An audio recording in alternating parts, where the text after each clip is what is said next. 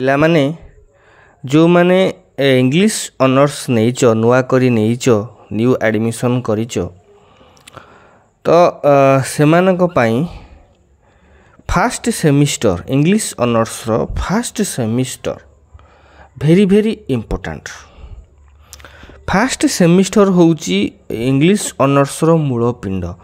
ଯଦି ଫାଷ୍ଟ ସେମିଷ୍ଟରଟାକୁ ଆମେ ଭଲ ଭାବରେ ନ ବୁଝିପାରିବା ତାହେଲେ ଆସ୍ତେ ଆସ୍ତେ ସେଇଟା ସିକ୍ସ ସେମିଷ୍ଟର ବେଳକୁ ରେଜଲ୍ଟ ଖରାପ ହେଇକି ଯିବ।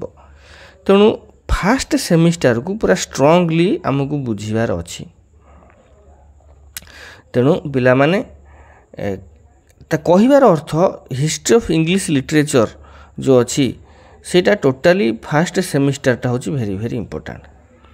ତେଣୁ ପିଲାମାନେ ଫାଷ୍ଟ ସେମିଷ୍ଟରରେ ତୁମେମାନେ ପଢ଼ିବ କୋର୍ 1 ଆଉ କୋର୍ 2 ଏଇ ଦୁଇଟା ଯାଙ୍କର ସିଲାବସ୍ରେ କ'ଣ ଅଛି କୋର୍ 1 କୋର୍ 2ରେ ମୁଁ ଆଲୋଚନା କରିଦେବି କ'ଣ ଅଛି ଏବଂ ତୁମମାନେ ବୁଝିବ। ପରବର୍ତ୍ତୀ ମୁହୂର୍ତ୍ତରେ ଯେଉଁମାନେ ଇଂଲିଶ ଅନର୍ସ ନେଇ ପଢ଼ୁଛ ଯଦି କିଛି ପ୍ରୋବ୍ଲେମ୍ ହେଲା ମୋତେ ଏଇ ନମ୍ବରରେ ଫୋନ୍ କରିକି ହ୍ୱାଟ୍ସଆପ୍ କରିକି ଯାହା ତୁମର ଡାଉଟ୍ ଅଛି ଇଂଲିଶ ଅନର୍ସ ଉପରେ ତୁମେ ବୁଝିପାରିବ।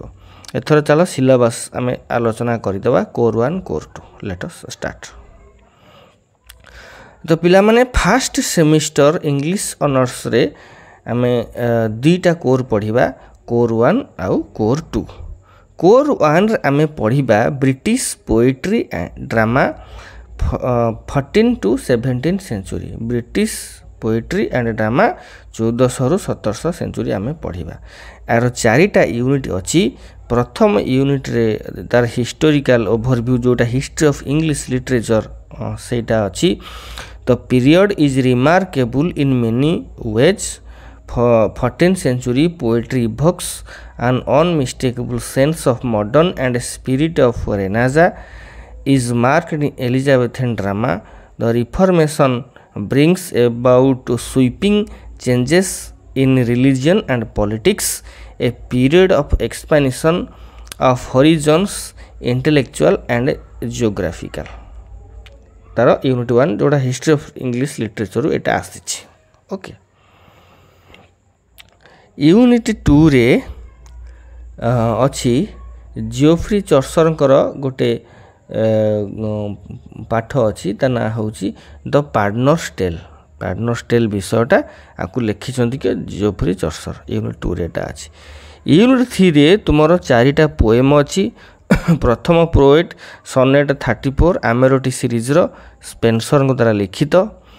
द्वितीय कविताटी that time of the year sonnet 73 Shakespeare द्वारा लिखित। 3 नंबर कविताटी song to Celia Ben Jonson द्वारा लिखित एवं 4 नंबर कविताटी सनराइजिंग जॉन डन द्वारा लिखित। 4टा कविता अछि हला। यूनिट 4 रे मैकबेथ विषयटी अच्छी ताकू लिखिछंती के शेक्सपियर द्वारा लिखित। ये 4टा यूनिट आमे कोर पेपर 1 रे कवर करबा फर्स्ट सेमिस्टर। तापर फर्स्ट सेमिस्टर और दुईटा कोर 1 आमे आलोचना करिदेले। तापर कोर 2 आमे देखिबा। कोर 2 रो यूनिट 1 रे से हिस्ट्री ऑफ इंग्लिश लिटरेचर आसी जी। यूनिट 1 टा historical overview 17th century period of the English revolution 1640 रु 60। The Jacobean period metaphysical poetry cavalier poetry comedy of humours mocks and beast fables. तापरे 18th century रे Puritanism restoration neo classicism heroic poetry restoration comedy comedy of manners. सेहीपरि unit 2 रे तमर 5टी अच्छी कविता। प्रथम कविता लिसिदास बहुत बड़ कविता मिल्टन द्वारा लिखित। तापर अच्छी टू हिज कोए मिस्ट्रेस एंड्रू मार्भेल द्वारा लिखित। तापर ओड ऑन सॉलिट्यूड आपको लिखिं अलेक्जेंडर पोप। तापर कविता हूँ I led my Silvia to a group आपको लिखिं आफ्रा वेन। तापर हिज रिटर्न टू लंडन आपको लिखिं रॉबर्ट हेरिक। 3 नंबर रे अच्छी तुमर भलपने भलपने आपको लिखिं के बेन जॉनसन। यूनिट 4 रे अच्छी ऑल फॉर लव आपको लिखिं के जॉन ड्राइडेन। तो पिला माने यह थिला फास्ट सेमिस्टर रो सिलेबस कोर 1 एवं कोर 2 रो आउ जदि तुम माने किछि इंग्लिश ऑनर्स जो नुआ जो माने नेइच जदि किछि डाउट अछि बुझी पारुनो कोन अछि ताले मु जो नंबर देइथिली थंबनेल रे सेही नंबर रे मते फोन बा व्हाट्सएप करके तुम जहा डाउट अछि बुझी परिबो। आज पई एतिकी रहुची। Have a good day.